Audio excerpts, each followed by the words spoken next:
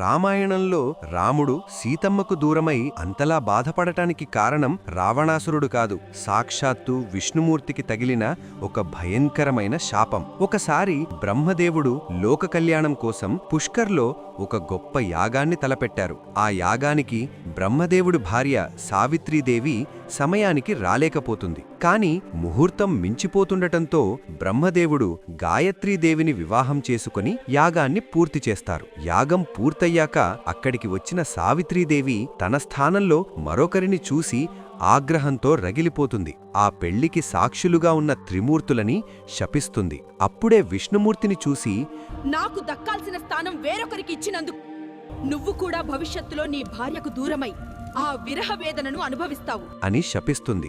ఆ సావిత్రీదేవి శాపం వల్లే విష్ణువు రామావతారంలో సీతమ్మకు దూరమై ఆ కష్టాలను అనుభవించాల్సి వచ్చింది. ఇది మనలో ఎంతమందికి తెలుసు? ఈ నిజం ఇప్పుడే తెలిస్తే కామెంట్ చేయండి.